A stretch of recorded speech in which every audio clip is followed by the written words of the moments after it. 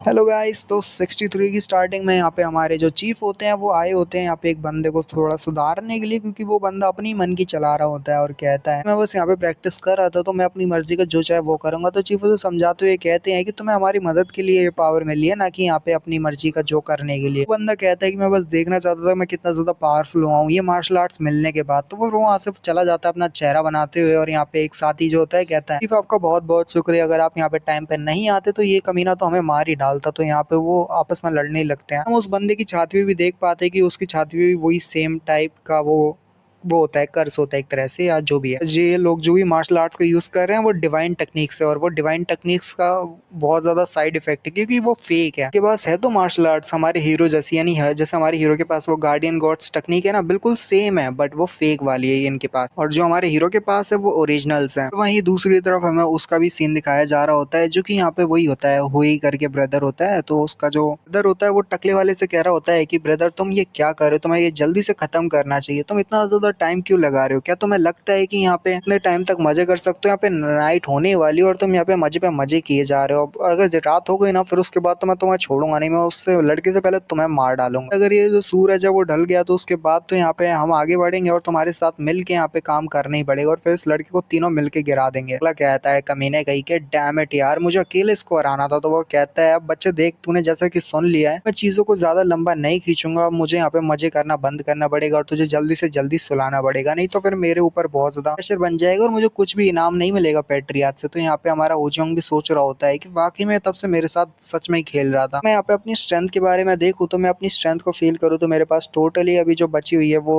30% strength है। मेरे पास 30% strength left है और मैं कुछ नहीं कर सकता। मुझे लगता है कि नेक्स्ट राइड में हो सकता है नेक्स्ट स्ट्राइक में मुझे बहुत ज्यादा पावर लगानी पड़े, बहुत ज्यादा पावरफुल हमले की जरूरत है, जिससे मैं एक बारी में हो सकता है कि इसको हरा दूं। कहता है कि टकले बंदे तुम यहाँ पे मेरे को इतना टाइम तक सुला ही नहीं पाए, यानी कि तेरे को तो मेरे को हरा देना चाहिए था। लगता नहीं कि तेरे अंदर इतनी भी हिम्मत है कि तू मुझे एक हिट में मार सके। तो बड़ी बड़ी बातें कर सकता है और वो जो एक तरह से उसे गुस्सा दिला देता है, तो बंदा बहुत ज्यादा गुस्से में आ जाता है और कहता है अच्छा ठीक है, फिर अपने आप को तैयार कर ले क्योंकि इस वाले हमले में तो मैं तेरी पूरी जान ही ले लूंगा। वो कहता है कि ये ट्रू पावर है स्पिरिट फैंटम टेक्निक की, और मैं अपनी स्पिरिट फैंटम टेक्निक दिखाता हूँ, और वो होता है घोस्ट लाइट ई स्टेप। हमारा हीरो भी दूसरी तरफ से एक सेम टेक्निक करता है जो कि immovable spirit immovable monstrous pillar होता है। हमारा जो बंदा होता है वो भी सेम बढ़ रहा होता है, होजियोंग भी बिल्कुल सेम बढ़ रहा होता है, उन दोनों की मार्शल आर्ट्स बिल्कुल सेम होती है। और यहाँ पे जो बंदा होता है होजियोंग होता है, दोनों ही हैरान हो जाते हैं क्योंकि वो सेम तरीके से आगे बढ़ के एक दूसरे के करीब आ जाते हैं। तो साथ ही यहाँ पे हक होता है वो फिर से अपनी पावरफुल टेक्निक यूज करता है जो कि स्पिरिट फैंटम फीस्ट होता है, और जब वो आगे बढ़ता है तो हमारा हीरो भी कहता है ट्रिपल घोस्ट वॉल है, और ट्रिपल घोस्ट वॉल और साथ ही स्पिरिट फैंटम फीस्ट के साथ वो दोनों ही टकराते हैं एक दूसरे के पंच को और दोनों ही पीछे घिसट जाते हैं। इसका मतलब है दोनों की स्ट्रेंथ बराबरी पे है। टेक्निक्स का खेल होता है, यानी स्ट्रेंथ वैसे ज्यादा मायने नहीं रखती बट आपकी टेक्निक्स ज्यादा मायने रखती है। अगर आपकी दोनों ही टेक्निक्स ज्यादा पावरफुल है तो दोनों ही बराबरी की हो जाएगी। ओजियोंग कहता है टेक्निक्स ऐसा लग रहा है जैसे मेरी टेक्निक्स के बराबर ताकत रखती है। हमारा जो बंदा होता है टकला बंदा वो भी कुछ नहीं कह रहा होता, वो भी बहुत ज्यादा हैरान होता है कि आखिर होजियोंग उसकी टेक्निक्स के साथ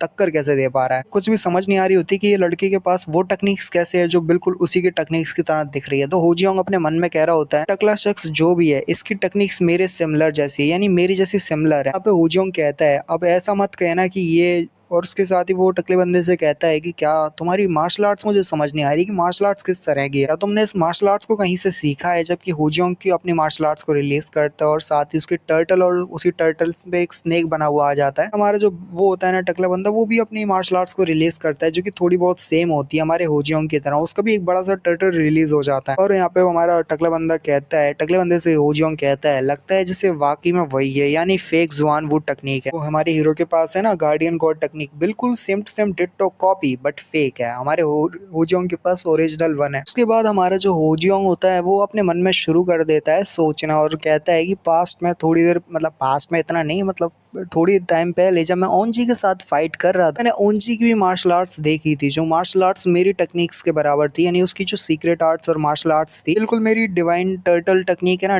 टर्टल की जो डिवाइन टेक्निक है जो कि एक शील्ड टाइप में है, तो बिल्कुल वैसी उसकी टेक्निक्स भी मेरे जैसी लग रही थी। मुझे नहीं यहाँ पे याद आया, मुझे यहाँ पे उस समय पे समझ जाना चाहिए था कि उसकी टेक्निक्स बिल्कुल मेरी जैसी है। यहाँ पे इसकी एक ही चीज की चेंजेस है, वो है उसका कलर, यानी कि उसका जो मार्शल आर्ट्स का कलर था जो वो रिलीज कर रही थी वो एक तरह से येलो कलर में था। मेरी जो मार्शल आर्ट्स का कलर है वो ब्लू कलर का, यानी सेम मार्शल आर्ट्स है, बस कलर डिफरेंस है। उसका शेप और साथ ही उसकी पावर, उसका एसेंस बिल्कुल ज़ुआनबू जैसा, यानी मेरी मार्शल आर्ट्स जैसा है। हाँ, आयोन ने भी मेरे को एक बार बताया था, जब मैं उससे मिला था तो मेरे को उसने सारी चीज़ों के बारे में भी बताया था। वो कह रही होती है लड़की, आयोन होती है जो कि जायगल वो उससे होती है, जायगल सेक्टर से, तो वो कहती है कि ना मैं जानती हूँ ना 4 डायरेक्शनल मार्शल गॉड के बारे में या मार्शल गॉड के बारे में, तो मैं तुम्हें सारी चीजें उसके बारे में बताती हूँ। बंदा जिसने चारों मार्शल आर्ट्स को मास्टर किया है, इसी वजह से उसको यहाँ पे 4 डायरेक्शनल मार्शल आर्ट्स कहा जाता है। ऊपर से शायद तुमने पुराने समय पे एक बड़ी डिजास्टर के बारे में सुना ही होगा जिसको ब्लड रीजनल डिजास्टर कहते हैं, जो करीबन 300 सालों पहले हुई थी। और क्योंकि वो एक ऐसी वॉर थी, बहुत ज्यादा बड़ी डिजास्टर थी और उसमें बहुत सारे लोगों की जानें जा रही थी। उसके बाद ही यहाँ पे जो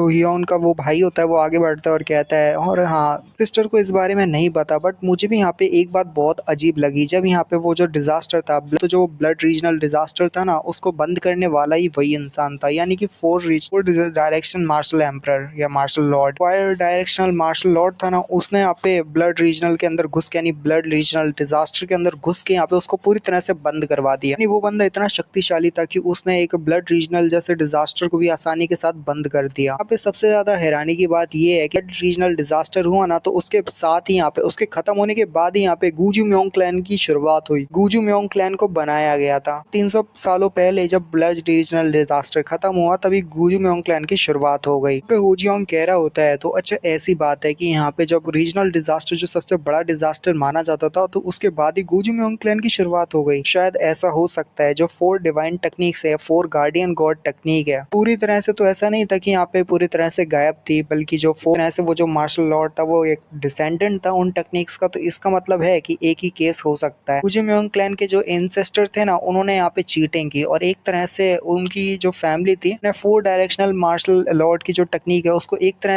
तरह से बोला जाए तो हम ऐसे कह सकते हैं कि जो गुजू म्योंग क्लैन के जो एंसेस्टर थे, उन्होंने यहाँ पे 4 डायरेक्शनल मार्शल लॉर्ड की जो टेक्निक है, गार्डियन गॉड टेक्निक है, उसको यहाँ पे इनहेरिट नहीं किया बल्कि उससे चुराया है। 4 डायरेक्शनल मार्शल गॉड की जो पावरफुल टेक्निक्स थी, जिसे गार्डियन गॉड टेक्निक्स भी कहते हैं, यानी कि उसे चोरी किया गया है, तो इसका मतलब है कि उसे फुल पोटेंशियल के साथ इस्तेमाल नहीं किया जा सकता। मार्शल आर्ट्स जो कि यहाँ पे 4 डायरेक्शनल मार्शल लॉर्ड की है, अगर देखा जाए तो हाँ ये बात सच हो सकती है कि शायद ऐसा ही हुआ होगा, जहाँ पे जो इनके गुजू म्योंग क्लैन के जो एंसेस्टर्स हैं, इन्होंने यहाँ पे गार्डियन गॉड्स टेक्निक को, जो कि यहाँ पे एक पावरफुल टेक्निक है, उसको यहाँ पे चोरी करने की ही सोची होगी। 4 डायरेक्शनल मार्शल लॉर्ड जो है उसका इनकी क्लैन के साथ, यानी गुजू म्योंग क्लैन के साथ दूर दूर तक कोई रिश्ता नाता तो है ही नहीं। मतलब इनके पास गार्डियन गॉड टेक्निक आ भी कैसे सकती है, जो कि एक महान और पावरफुल टेक्निक है। उसके बाद वो सारी बातें यहाँ पे थोड़ी बहुत ऐसे जो बातें होती है ना बताने वाली, तो वो बता भी रहा होता है उस टकले बंदे को। तो टकला बंदा कहता है, तो तुम कहना चाहते हो कि ये जॉनवुड टेक्निक जो है एक फेक है, और यहीं पे ये वाले एपिसोड का एंड होता है। नेक्स्ट एपिसोड में आई कहानी कंटिन्यू करेंगे। यहाँ पे मिलते हैं। Bye bye, sayonara, peace out, bye bye.